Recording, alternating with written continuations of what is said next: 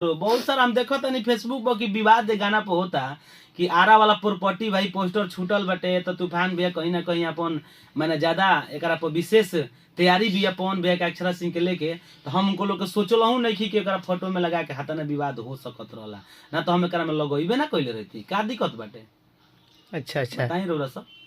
तो मतलब आपने अक्षरा सिंह को और पवन सिंह को टारगेट नहीं किया? टारगेट के बात एगो बात कनी अनु कि जीवन ऐसा होला केहू के कि सेम टू सेम बुझा जाला कि नहीं इनकरे पर कइल बा, हालांकि वो गाना सुने है ना तो उनको नहीं लोग बुझाई कि नहीं हमारे पर गइल ही बा। हेलो दोस्तों, गुड मॉर्निंग। वीडियो आप सभी का स्वागत है दोस्तों। मैं हूं आपका भाई कुंदन। तो दोस्तों आजकल इन दिनों भोजपुरी इंडस्ट्री में बहुत ही ज़्यादा विवाद चल रहा है। अभी फिलहाल एक पोस्टर लॉन्च हुआ है तूफान भैया का। उस गाने का टाइटल है दोस्तों आरा वाला प्रॉपर्टी। तो उस गाने में थोड़ा अक्षरा सिंह का फोटो लगा दिया गया है तूफान भैया की तरफ से। तो वो पोस्टर पे ज़्यादातर विवाद चल रहा है। तो आप लोगों ने कमेंट किया था, चलिए तूफान भैया से मिलाइए और पूछिए गाना का मैटर क्या है। तो देखिए अभी हम लोग आ चुके हैं संगम स्टूडियो में, जहाँ पर तूफान भैया गाना बनता है। यही स्टूडियो से गाना बनाते हैं भैया ज़्यादातर। तो आइए उनसे पूछते हैं उस गाने का मैटर क्या है। तो देखिए यहाँ पर बैठे हुए तूफान भैया। तो तूफान भैया कैसे हैं? नमस्कार प्रणाम, हम बानी भोजपुरी लोकप्रिय गायक तूफान राज, यहाँ के बानी हमार गीतकार राहुल रोशन जी कवि जी। तो कवि जी गाना हिट होखला के बाद फिर से तैयारी में बानी जा और जे भी कुंदन ब्लॉग्स के माध्यम से हमरा के देखत हुई श्रोता प्यार करत हुई उस श्रोता के हमको छू गोड़ लगत है। तो भैया इन दिनों आपका एक गाना आया है। सही गाना तो अभी फिलहाल आया नहीं है, 2 तारीख को आने वाला है। एक पोस्टर लॉन्च हुआ है आरा वाला प्रॉपर्टी। तो उस गाने में जो गाने का पोस्टर है उस गाने में आपने पवन सिंह का और अक्षरा सिंह का चिपका कर फोटो लगा दिया है। तो मैटर मतलब पूरा ज़्यादातर गर्म हो गया है। पहले ये बात बता दी हम कि जे भी चीज के अगर विवाद में लेत हुई तो भाई हम फोटो डाल के बड़का गुनाह नहीं कैले। एगो मॉडल्स रही है पहले और पवन भैया के संगे काम करत रही है तो कहीं ना कहीं सब के अच्छा फोटो चिन्हेला जानेला कि नहीं बढ़िया फोटो होके के चाहिए। ठीक है, और फोटो के रोज सब विवाद में मत ले। और हमार और पवन भैया के अक्षरा सिंह जी के पोस्टर पर फोटो लागल बाटे और बहुत अच्छा लागत बाटे पोस्टर। हालांकि अभी तो सुबह हम देखनी कि विवाद चालू बा एकरा पर भाई कहाँ से फोन आइला टे, बहुत सारा टीम से ओर से फोन आइला कि भैया अक्षरा जी के फोटो लगोले बनी, पवन जी के फोटो लगोले बनी आ दोनों जना आरा से सांसद लड़तनी। तो भैया अगर हम सांसद के चुनाव में पवन भैया भी चुनाव लड़ने वाले, अक्षरा सिंह भी, हम एकरा में गलती कौन सी कइले बनी और बहुत लोग बोल रहे हैं बात देखिए एगो जिंदगी केहू के टच कर जाला, केहू के लाइफ टच कर जाला। हम ही बानी अगर केहू के प्रति केहू बाटे हमरा सामने हमार जिंदगी या उनकर जिंदगी सेम के सेम कटत होके तो उनकरा पर लेसन करके उ हल्का बुझाला कि नहीं ये हमारा पकइले बड़न, हम सोचत नहीं कि हमारा पकइले बड़न। तो कहीं ना कहीं हालांकि इनको लोग के दोनों जना के जीवनी में ऐसा घटना भइल बा पवन भैया अक्षरा सिंह जी के, अगर वो चीज के अगर सुने लो तो हो सकता है कि अपने पहले लिहे लो। बाकी हम केहू के ऊपर गाना ही नहीं गइले और इहो बता देते नहीं कि पोस्टर पर वहाँ सबके फोटो लागल बा और एकरा में हम कोनो गलती नहीं कइले। एकरा बाद तमाम पोस्टर पर फोटो यहाँ सबके लागल रहेला। और बहुत लोग भैया बोल रहे हैं मतलब सिंगर लोग मतलब जातिवाद वाले तूफान राज अपना रोटी सेक रहे हैं। तो पहले एगो बात बता दी कि तूफान राज के रोटी सेके के इनको लोग के माने थी नहीं है। तूफान राज के आज मार्केट में 40 गाना ऐसा बाजत बाटे जे कि केहू के ट्रेंडिंग में चल रहा है, टच ना रहेला। आज अगर टच लिखत होई नु कि नहीं टच बा गाना में तो कमेंट में हमरा के बता दे, ओकर जवाब हम दे चुके हम। तूफान ऐसा लइका कि जाते जाता गावेला, बाकी केहू के लिख पर चले वाला जाते तना गावेला कहे से कि हमर भाई या शेर बैठल बा। ठीक नु भैया, तनी अपना परिचय दीजिए।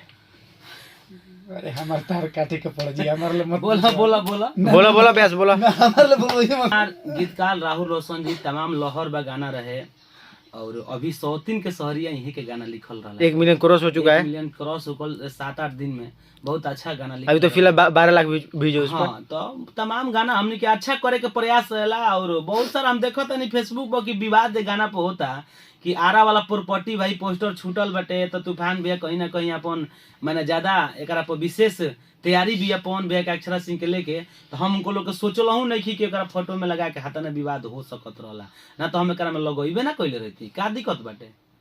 अच्छा अच्छा, बताई रउरा सब।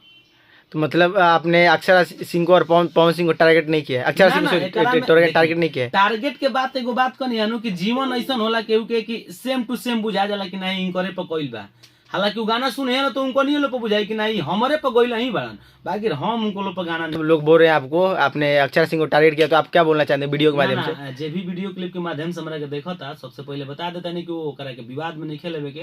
पहले रउरा सब तूफान राज ऑफिशियल पर 2 तारीख के 7 बजे गाना सुनी, और सुनला के बाद हमरा के बताएं कि मतलब गाना कैसन बाटे, केकरा ऊपर गावल बाटे, केकरा ऊपर नहीं खे गावल, रउरा सब कमेंट में जरूर हमरा के बताई।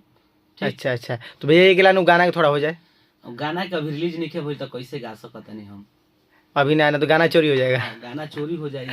तो देख सकते हैं आप सब, यही स्टूडियो है जहाँ से तूफान भैया गाना गाते हैं।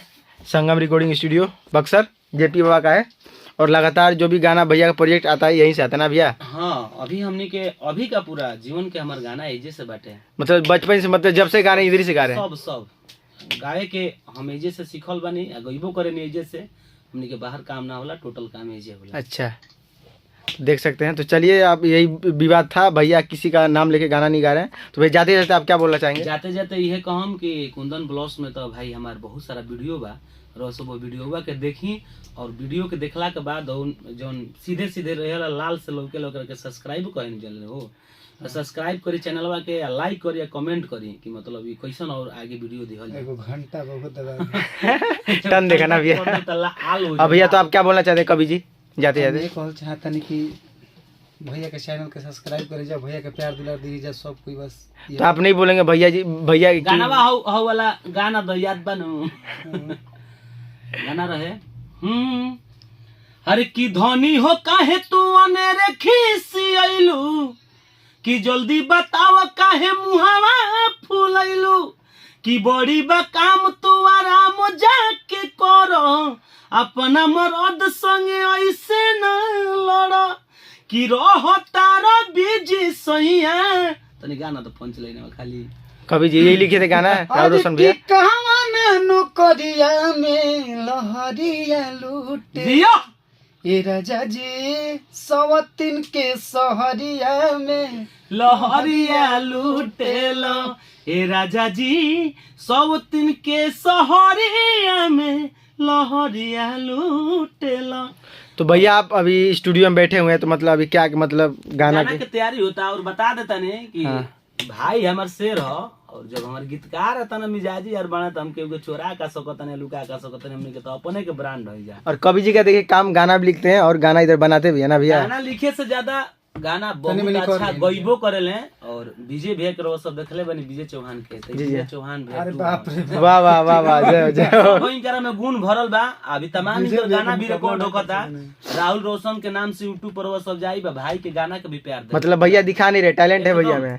टैलेंट तो क्या है भैया, गुस्सा है क्या? ना हम टैलेंट उ सामने दिखावे, कौन आज ही तो गाना आ रहल बा बहुत बढ़िया बढ़िया, धोखा होगा नहीं मिला है ना? हां हमने के प्यार वार के दाढ़ी उड़ी पूरा बढ़ा लिए हैं। काहे बढ़वले बड़ा रवि मुछ दाढ़ी सुनो ना भैया की थोड़ा तबीयत खराब है, बोली कुछ काम बका। तो ये देखिए थोड़ा प्रोजेक्टवा देखेंगे, ये स्टूडियो, आई दिखा चली, इसी में तूफान भैया जितना गाना बनता है सब ये स्टूडियो से बन के आता है ज़्यादातर। और ये नया वाला स्टूडियो है संगम रिकॉर्डिंग। चलिए दोस्तों, हम लोग वीडियो की इधर एंड करते हैं, फिर से मिलते हैं आप सभी से।